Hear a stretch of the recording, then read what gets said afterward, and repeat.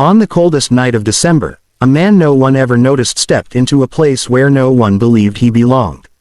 Moments later, the richest people in the room would fall silent, and question everything they thought they knew about dignity, love, and the worth of a human soul.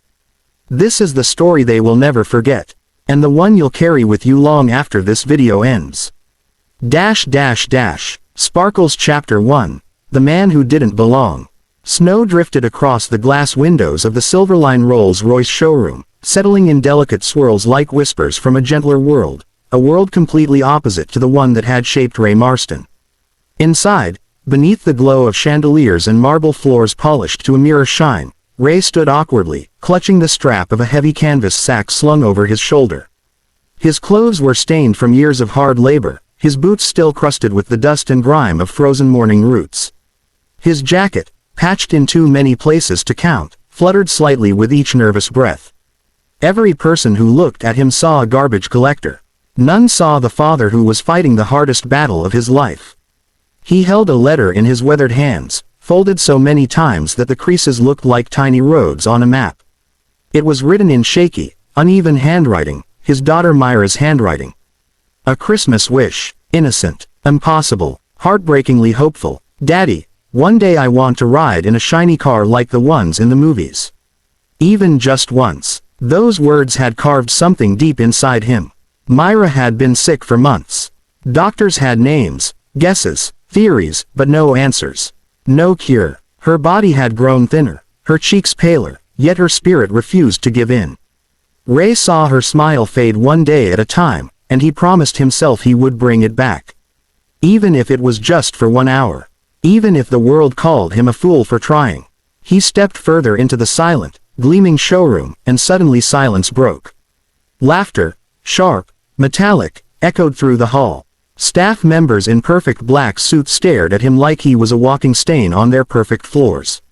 Some smirked, some pointed. One woman covered her mouth, failing to hide her amusement. A young salesman nudged his colleague, muttering something cruel that made both of them chuckle openly. Ray felt a familiar sting, humiliation, the kind that clung to the bones. Years of being ignored, dismissed, laughed at had taught him to keep his eyes down. But not today. Today he raised his head. He approached the main desk, where a sharp-jawed consultant named Adrian Cole stood pretending to straighten his tie. Behind him, the other staff gathered, curious to watch the spectacle. Ray's voice trembled, but he forced it steady.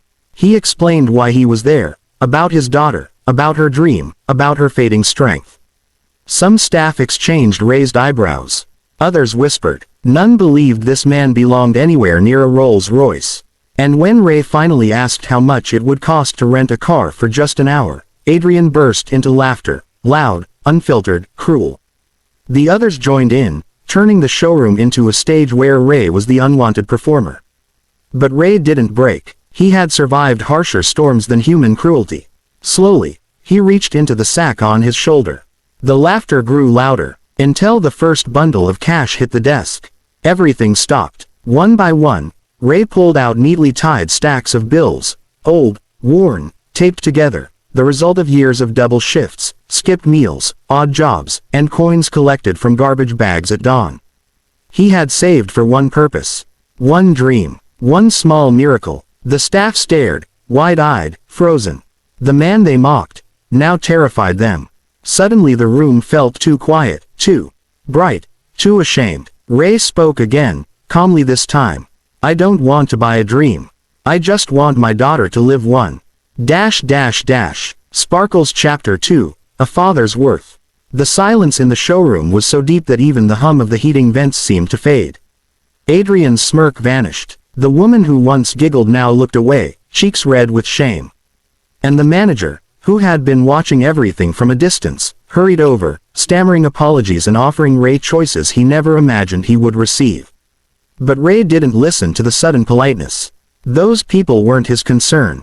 Myra was. They brought out a Rolls-Royce Ghost, sleek, deep silver, with white leather seats that looked like fresh snow under moonlight. The manager personally opened the door, lowering his head in apology Ray never asked for.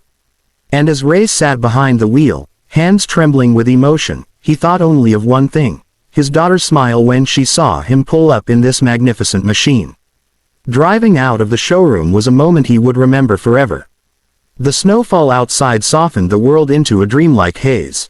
The engine purred like a whisper of power. Streetlights streaked across the glass like ribbons of light, and Ray felt something he hadn't felt in years: pride. Not for the car, but for keeping his promise. In that moment, he wasn't poor. He wasn't mocked. He wasn't invisible. He was a father who had climbed mountains made of exhaustion and humiliation, and still refused to stop. Christmas morning arrived quietly. Ray lifted Myra gently from her bed, wrapped her in a warm blanket, and brought her outside. Her eyes widened the moment she saw the silver Rolls-Royce parked at the curb, glittering beneath the winter sky. "Daddy, is that for me?" Ray smiled, his throat tight with emotion. "For you, princess. Just for you." He carried her into the car, fastened her seatbelt, and watched her tiny, tired face transform. Suddenly, she wasn't a sick child. She wasn't fighting an unknown illness. She was a little girl living her dream. Her laughter filled the car. Soft, sweet, precious. Ray drove slowly through the snowy streets, tears slipping down his cheeks as she pressed her hands to the window, whispering, "I feel like a movie star." Passers-by watched, unaware of the battle behind that smile. They didn't know her father had walked through humiliation and judgment to give her this moment. But Ray knew, and Myra knew, and that was enough. Back at the showroom, the staff had no jokes left. They had witnessed something they would carry forever, a reminder that worth isn't measured in wealth or clothes or status, but in love. Real, unforgiving, unbreakable love. And as Ray parked the car at home, lifting Myra gently into his arms, he whispered into her hair, "This world may not always be kind, but I will be."